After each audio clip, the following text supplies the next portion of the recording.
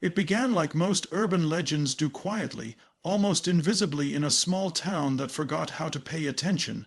Every morning at exactly 8:15 a.m., an old man in a faded grey coat would walk to the train station holding nothing but a pocket watch and a bouquet of wildflowers. He would sit on the same bench second from the platform's edge and wait. Not for a train, not for anyone obvious, just wait, and people noticed. At first they thought he was lost, then they thought he was mad.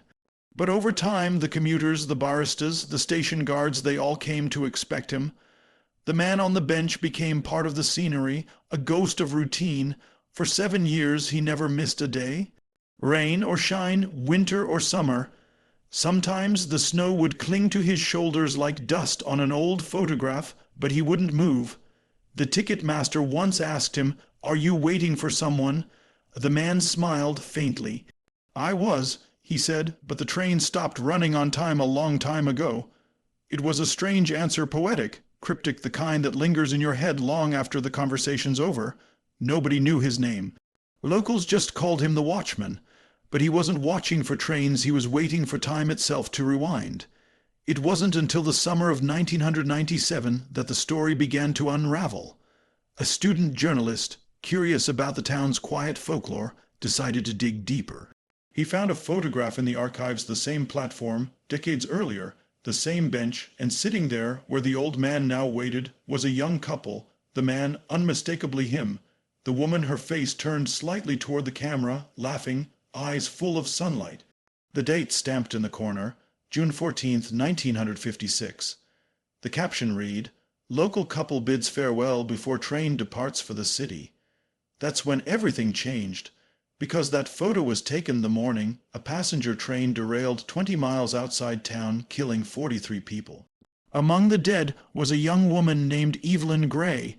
The journalist Cross referenced hospital records, death certificates, newspaper clippings. The names matched.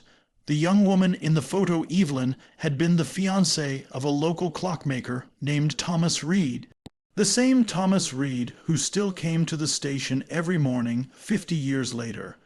The tragedy was brutal. Thomas had built her a watch as a wedding gift, a hand-crafted gold timepiece engraved with a single line, "Forever waiting, never late." He'd planned to give it to her that morning before she boarded the train, but she'd been running late, and by the time she arrived, the train whistle had already sounded.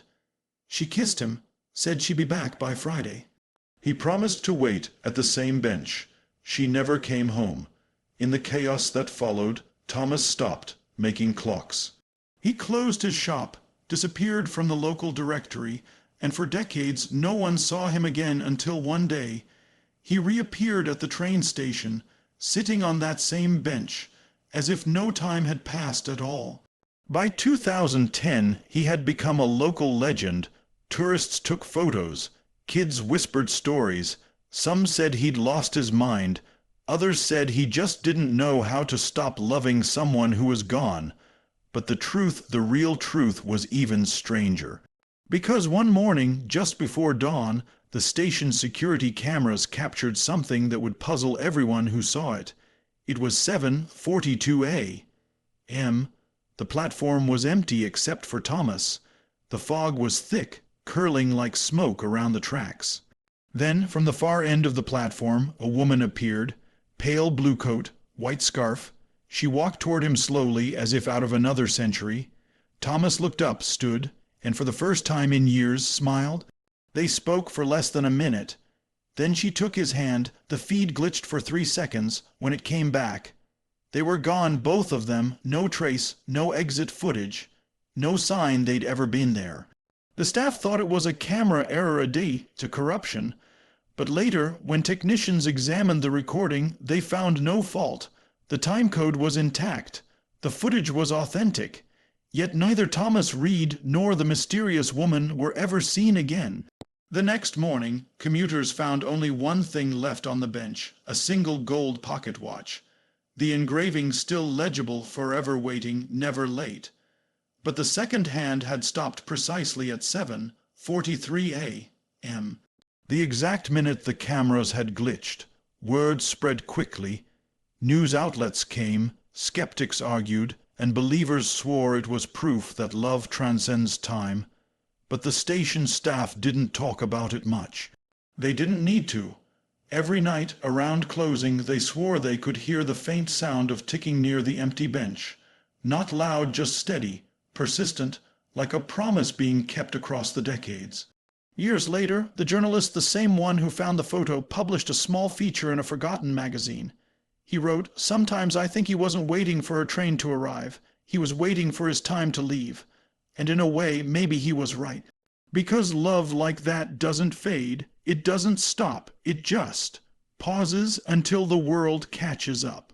And if you ever find yourself at the old station after dark, you might notice something strange. A faint smell of wildflowers, a flicker of motion in the mist, and somewhere, just beyond the last echo of the departing train, two shadows sitting together finally on time.